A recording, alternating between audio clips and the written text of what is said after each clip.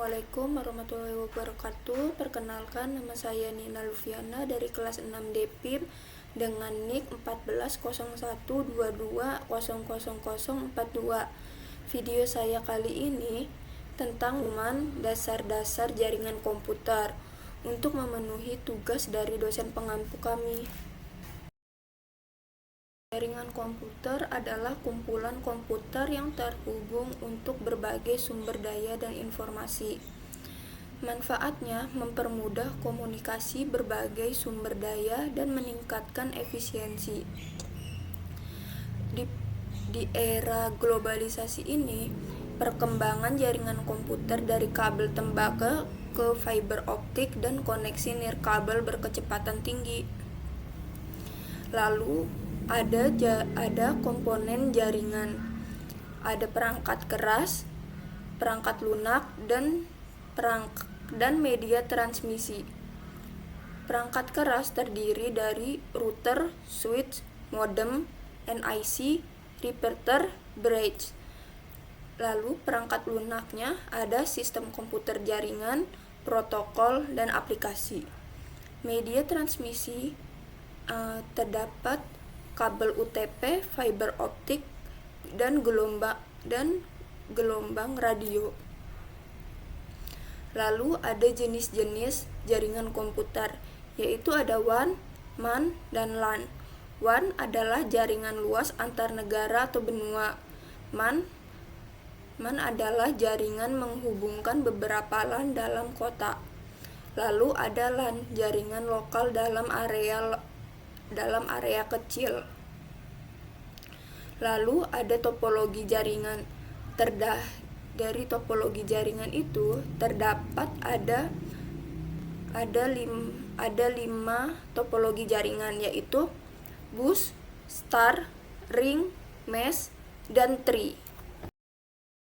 Selanjutnya ada protokol jaringan. Fungsi dari protokol jaringan adalah mengatur format data, pengiriman, koneksi, dan penanganan kesalahan. Contoh dari protokol jaringan ada TCP/IP atau internet, HTTP, FTP, sama SMTP. Lalu ada model OSI layer dan TCP/IP. OSI layer ada 7 lapisan, yaitu application, presentation, session, transport, network, data link, physical. Sedangkan TCP/IP ada 4 lapisan, application, transport, internet, dan network access. Lalu ada alamat IP dan subnetting. IPv4 versus IPv6. IPv4 ada 32 bits terbatas, sedangkan IPv6 128 bits lebih luas. Sedangkan subnetting membagi jaringan besar menjadi subjaringan lebih kecil untuk efisiensi. Lalu ada DNS atau singkatannya Domain Name System. Fungsinya mengubah nama domain menjadi alamat IP. Strukturnya ada root server, TLD server, authoritative server, lalu ada wireless networking dan cloud computing, Wi-Fi dan Bluetooth, koneksi nirkabel untuk jaringan lokal.